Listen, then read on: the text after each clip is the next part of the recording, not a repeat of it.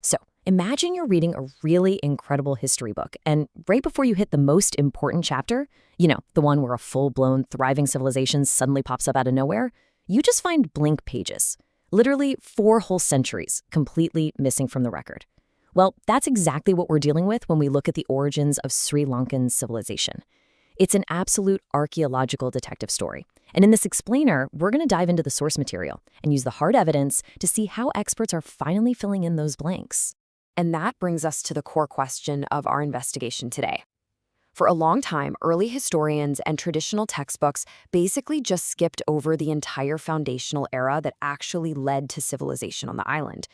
I mean, by the mid-3rd century BC, right around the reign of King Devanampiatissa, Sri Lanka just explodes onto the historical stage. We're talking advanced agriculture, massive irrigation projects, a state religion, complex political structures, the whole shebang.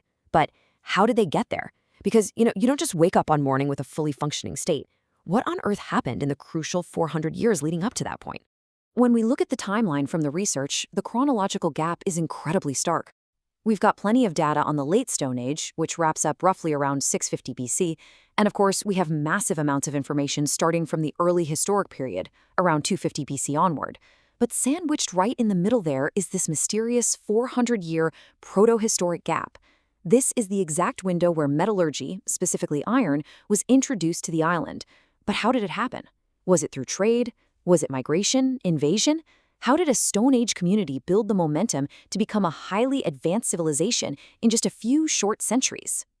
Well, to understand why this massive gap even exists in the first place, we have to look at how history was traditionally recorded there. Traditional Sri Lankan history relies incredibly heavily on ancient Pali texts, like the famous Mahavamsa. Now, don't get me wrong, these are absolutely invaluable historical documents, but they definitely have a distinct bias. They heavily focus on the introduction of Buddhism and the grand deeds of kings. And, naturally, the further back into antiquity these texts reach, the more they become shrouded in myth and legend. Modern archaeology, on the other hand, it demands hard, physical, dirt-under-your-fingernails evidence.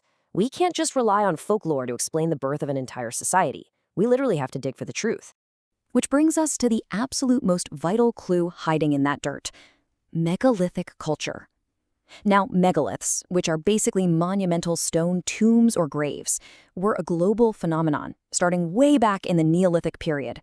But in South Asia, and specifically in Sri Lanka, they are the undeniable smoking gun for this missing proto-historic period.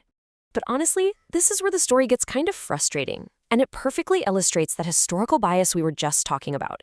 For decades, institutional archaeology and local historians completely neglected this crucial cultural milestone.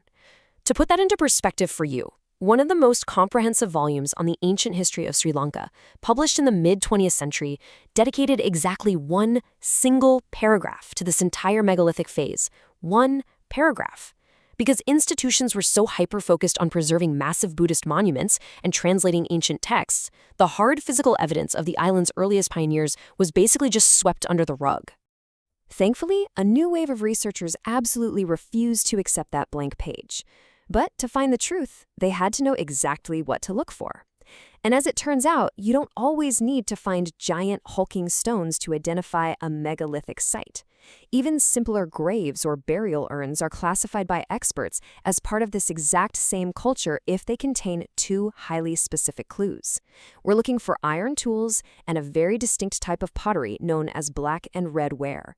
If you find those 2 things, boom, you found the missing link. You've essentially found the very people who dragged the island out of the Stone Age.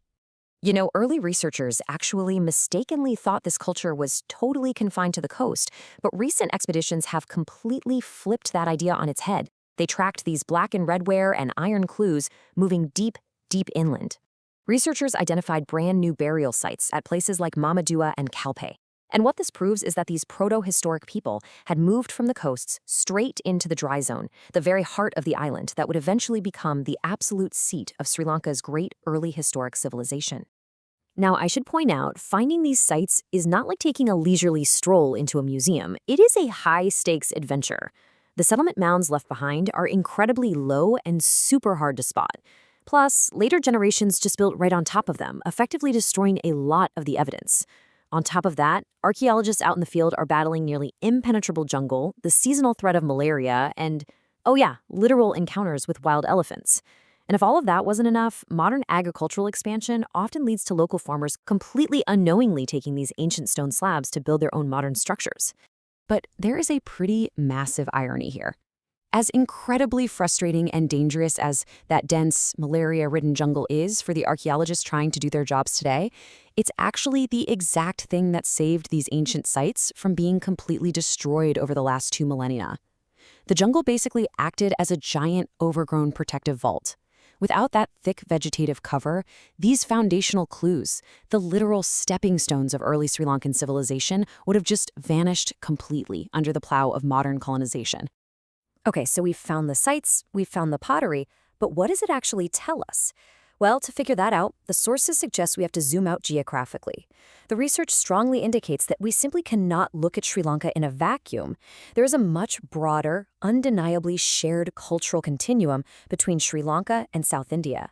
See, in South India, the archaeological sequences are much better defined, and they show a really clear evolution from the Stone Age right on through to the megalithic period. Sri Lanka is basically the southernmost extension of this exact same cultural complex. And the material evidence for this is just undeniable. The exact same pottery sequences found in South India repeat almost identically at major Sri Lankan sites like Anuradhapura and Kantarodai. We are talking about highly specific shared ceramic sequences like rouletted ware popping up at ancient Sri Lankan seaports situated directly opposite ancient South Indian seaports. The ecological similarity between the dry zone of Sri Lanka and Tamil Nadu naturally facilitated this continuous, fluid movement of people, ideas, and technology back and forth. So what actually sparked this rapid leap from tribal Stone Age living into complex urbanized states? The answer, as it so often is throughout human history, is economics. The highly lucrative commercial commodities available in the Indo-Sri Lankan Pulk Strait essentially became a massive magnet. This narrow stretch of water attracted merchants and these huge transcontinental trade routes that had been slowly shifting southward down the Indian coast. This booming maritime trade was the ultimate catalyst. It wildly accelerated urbanization, it brought in writing systems like the Brahmi script, and it triggered the evolutionary shift from small tribal groups to massive, powerful territorial states. But getting to this modern understanding required a major shift in how researchers actually do history. They had to actively break free from those old text-driven biases. In the past, scholars got deeply entangled in politically charged debates, like the Aryan-Dravidian question, relying on texts that push specific narratives while completely ignoring the objective dirt right in front of them. Even some professional archaeologists fell into this trap. They would dismiss the megalithic evidence simply because it didn't perfectly match the legends of a 6th century BC colonization that was written down hundreds of years after the fact. So to truly uncover those missing 400 years, modern research had to establish a completely brand new framework. Instead of trying to force the archaeology to fit the old legends, they're doing the exact opposite. They're conducting systematic surveys, correlating the excavated material culture directly with those well-established South Indian sequences, and then evaluating those textual traditions against the hard science. It's this incredibly cool multidisciplinary approach combining anthropology, sociology, and epigraphy to scientifically test the folklore.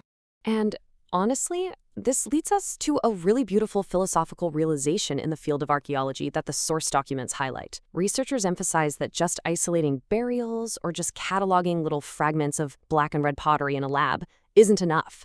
A culture isn't just a pile of rocks and broken pots, right? It's a systematic, functionally interrelated whole. If we truly want to understand how a civilization was born, we have to look at the entire human system, their ideas, their values, their environment, and their shared beliefs. Actually, I think this quote perfectly anchors everything we've talked about in this explainer today. The famous archaeologist Sir Mortimer Wheeler once said, "The archaeological excavator is not digging up things, he is digging up people. The life of the past and the present are diverse but indivisible." Those rusted iron tools, those stone cists fighting a losing battle against the jungle roots out there in the dry zone, they aren't just dry academic data points. They are the tangible remnants of real, breathing people who crossed straits, cleared dense forests, built sprawling trade networks, and quietly laid the very foundations of a glorious civilization right in the middle of those missing 400 years. Which leaves us with this final, pretty provocative thought. If an entire 400-year foundational leap of a major world civilization could be relegated to a single footnote, ignored by historians for decades, and nearly swallowed whole by wild elephants and jungle vines. What else is out there? Seriously, how much of our shared human story is still hiding right now beneath the canopy, just waiting for someone to look past the myths, dig into the dirt, and finally tell their story?